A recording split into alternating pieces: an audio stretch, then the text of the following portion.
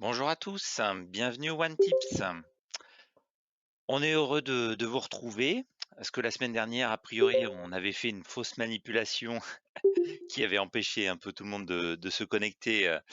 Mais aujourd'hui, ça a l'air de mieux se passer et c'est formidable. On va pouvoir passer un quart d'heure ensemble. Le but du One Tips, hein, c'est que on vous présente une fonctionnalité pendant, on va dire, 10, 12, 13 minutes. Quelques minutes en réserve pour des questions s'il y a besoin. Et pour ceux qui ont encore le temps et qui souhaitent approfondir un sujet, n'hésitez pas, vous pouvez intervenir en temps réel. Le but aujourd'hui, ça va être de voir quelles options on peut utiliser quand on veut extraire des fichiers au format Excel. Un petit rappel de manipulation de GoToMeeting. Vous avez une petite bulle en haut de votre écran qui vous permet de poser les questions en live. J'y répondrai, mais plutôt à la fin de la session. Allez, c'est parti. On va aller sur ma base de test pour qu'on regarde toutes ces fonctionnalités. Alors, bien évidemment, pour pouvoir accéder à ces fonctionnalités-là, il faut que l'administrateur métier de votre OneBase vous accorde les droits d'export. Si vous n'avez pas les droits d'export, de toute façon, vous ne pourrez pas utiliser ces options-là. Par contre, ça peut être utile de savoir que ça existe pour demander à votre administrateur de paramétrer les modèles d'export pour qu'il fasse les modifications nécessaires et que vous puissiez exploiter ces fichiers avec ces nouveaux paramètres. Donc c'est dans Données, Export, c'est des exports où on peut faire des modèles d'export. Cette notion-là ne fonctionne que si on peut faire des modèles d'export. Donc on va prendre l'exemple sur les fiches de préref, par exemple, où là on veut créer un nouvel export. On va faire exprès de se limiter qu'aux 50 premiers résultats parce que le but, c'est pas de voir la machine tourner, c'est plutôt d'exploiter un certain nombre d'éléments. Donc, on va créer un modèle d'export. Hop, on va créer le modèle d'export, on va lui donner un nom. Donc, on va lui donner un nom, par exemple, modèle hop, Excel, par exemple. Modèle Excel. Donc, c'est toujours important de documenter. On va le mettre modèle pardon, de test. Mettre pourquoi pas une version. Qui est le responsable? Ça va être moi. Et de définir qui peut modifier. Donc un modèle d'export, il peut être public, c'est-à-dire qu'il peut être modifiable et exploitable. Protégé, ça va être que il est utilisable par des utilisateurs, mais personne ne peut le modifier.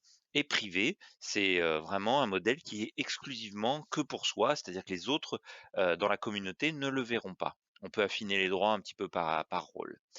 Donc là, ce qui va nous intéresser aujourd'hui, ça va être de justement gérer les attributs Excel. C'est-à-dire que si on n'active pas cette option-là, OneBase en fait va utiliser une grille dans Excel avec les valeurs par défaut que l'on va retrouver dans Excel. En utilisant les gestions d'attributs Excel, donc là, une fois qu'on a activé ça, il faut penser à enregistrer. Alors, j'ai pas dû faire correctement mon travail pour faire mon nouvel élément, nouvel export. Bon, hop, je vais repartir de zéro. Voilà. Excusez-moi, je m'étais trompé. Donc, je redémarre. Modèle Excel, modèle de test. OK, version 1 pour Arnaud Lebert et en public. Et je vais activer les attributs Excel. J'enregistre. Donc, j'en étais là. À partir de ce moment-là, j'ai un certain nombre d'attributs qui ne concernent finalement que la notion de l'entête de la fiche Excel. C'est-à-dire que je vais pouvoir personnaliser la police de mon entête d'Excel. Je vais pouvoir personnaliser, est-ce que le fond de mes cellules d'entête vont être en grise, par exemple? Est-ce qu'ils vont être en gras? Très bien, on va le mettre en gras. Et on peut, par exemple, figer notre ligne d'entête, créer un onglet README. Bonne lecture. Hop, appliquer. Et avoir des notions d'info onglet, c'est-à-dire qu'en fait, on va renommer l'onglet en fonction d'un certain nombre de paramétrages. Et sur la toute nouvelle version de OneBase, mais celle qui est sortie vraiment très récemment, on a même la capacité à personnaliser l'onglet, le nommage de l'onglet. Je vais enregistrer ce paramétrage-là. Alors ce n'est pas fini, hein, pour ceux qui découvrent, les modèles d'export, il faut que je puisse, sélectionner, des champs. Donc je vais sélectionner des champs, donc je vais prendre le code article et par exemple, la désignation. On va se limiter uniquement à ces 2 extractions-là. Pardon, j'ai pas bien fait. Donc le code article, la désignation et c'est le bouton qui est là, ajouter. Donc j'ai la possibilité ici de pouvoir, avoir les 2 éléments. Quand j'ai fait la modification, des champs que je souhaite exporter, je vais pouvoir, gérer également les attributs Excel, de mes valeurs. Donc tout à l'heure, on était dans les attributs Excel de la ligne d'en-tête. Là, je vais être dans les attributs Excel de ma colonne. Donc je peux définir une couleur de fond, une data validation, c'est-à-dire est-ce que je veux un entier, un décimal, un code, une liste, et ainsi de suite. Le type de police, donc là je veux par exemple qu'il soit également en gras et qu'il soit par exemple alignement vertical, alignement horizontal de mes données et définir aussi le format dans Excel. Donc je vais laisser simplement le fait que ce soit en gras pour ma désignation article. Et pour mon code article, je vais peut-être mettre qu'il est dans une couleur rouge de ma cellule. Voilà, j'ai créé des attributs pour ces éléments-là.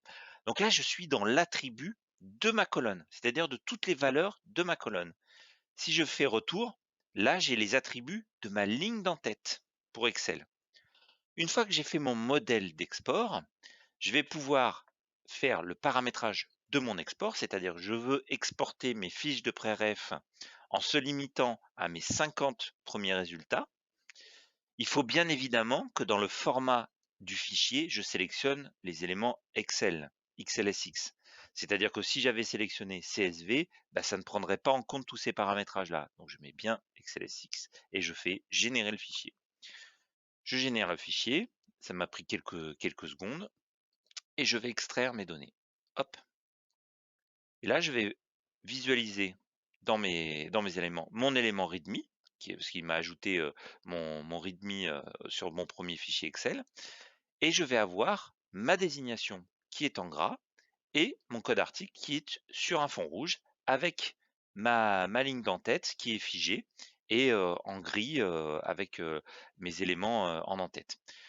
Là, OneBase m'a exporté, parce que c'est comme ça par défaut dans OneBase, des colonnes qui sont des colonnes techniques, c'est-à-dire l'identifiant OneBase, le code article et le code du fournisseur qui sont les éléments qui permettent d'identifier la fiche article.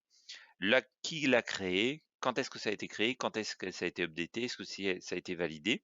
Si finalement ces informations, nous n'en avons pas besoin pour notre export, bah, on va pouvoir faire relancer, modifier notre modèle d'export pour dire que finalement je ne veux exporter uniquement que les champs que j'ai décidés.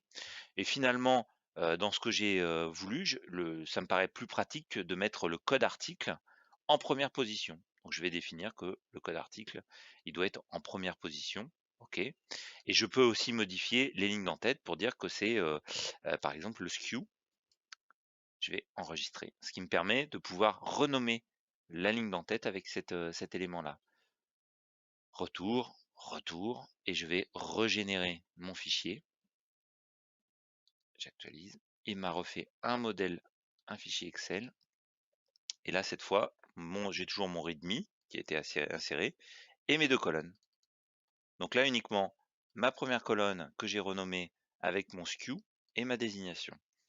Donc avec les modèles d'export, vous allez pouvoir un petit peu paramétrer toutes les informations que vous voulez, dans le sens que vous voulez, avec les renommages que vous voulez, mais également vous pouvez modifier les attributs Excel dont vous avez besoin pour faire retravailler vos utilisateurs.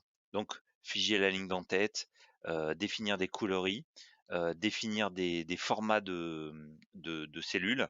Par exemple, lorsque l'on a des codes articles qui commencent par 0, des attributs Excel, des identifiants qui commencent par les 0 ou les codes EAN, bah, ça peut être vraiment intéressant d'utiliser ces paramétrages ici même dans les attributs Excel pour justement définir si c'était bien un entier et qui va devenir un format, soit un entier, soit un format texte, pour pas perdre la modification parce que souvent dans Excel pense nous faire gagner du temps, quand on ouvre un EAN et il le transforme en formule mathématique, mais si on réenregistre et ben, on perd le contenu, et ça peut avoir un préjudice quand on réimporte tout ça dans OneBase.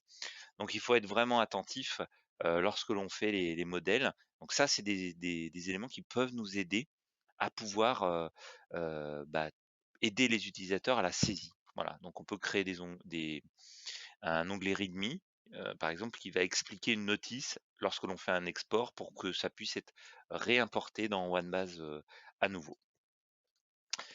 Tout ça, bien sûr, comme d'habitude, c'est expliqué sur le forum, hein, c'est-à-dire que si on tape, ici, le forum et qu'on cherche les attributs Excel, bah, on va retrouver un certain nombre d'éléments. Donc, par exemple, l'option de renommage de l'onglet Excel, ce dont je vous parlais, tout à l'heure, c'est qu'aujourd'hui, on a cette possibilité, dans la dernière version, de pouvoir, mettre un paramètre, à ce niveau-là.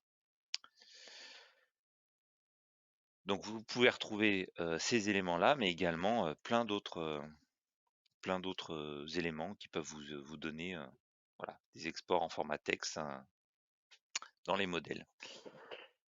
Est-ce que quelqu'un a des questions à poser par rapport à ce que je vous ai présenté aujourd'hui? Alors, pour l'exportation des champs, est-ce que la case cochée apparaît dans une version de OneBase particulière? Je suis en version 2.7.4 et je ne trouve pas cette option dans l'export. Euh, Alors, vous êtes dans quel contexte avec quelle entité?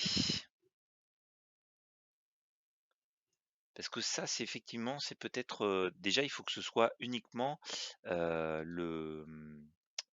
pour un export, qui accepte de faire des exports, des modèles d'export. C'est-à-dire que si on ne peut pas personnaliser de modèle d'export, on ne peut pas faire cet élément-là. Je pense à l'export Love, par exemple, on ne peut pas faire d'éléments.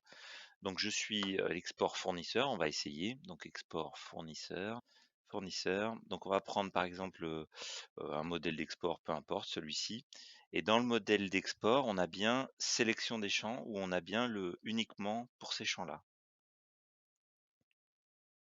Donc, je vous appellerai pour vérifier que ça fonctionne bien. Qu'est-ce qu'il y a d'autres questions?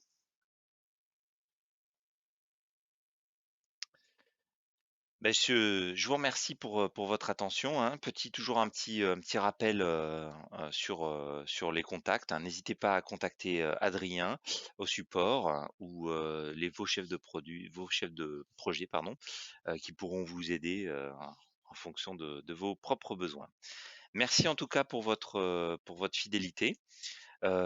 Toujours pareil, bah, petit rappel pour ceux qui étaient là la semaine dernière, mais sinon, c'est toujours intéressant. On a racheté, une société à Paris qui s'appelle LP Digital, qui propose, 2 produits. Un CMS, très intuitif, qui permet de faire des sites web extrêmement rapidement, pour des sites web, on va dire vitrines, qui peut être couplé avec des webshops. Donc ça va être, l'objet d'une évolution, sur 2022. Et également Publish Paper qui est un feuilleteur, un e-book. Donc pour tous ceux qui ont des problématiques de publication de leur PDF ou de leur catalogue ou de leur brochure, on peut répondre à ces problématiques-là. N'hésitez pas à mettre, un avis et puis je vous dis, à la semaine prochaine ou au 1er février pour le prochain One Tips. À bientôt, au revoir.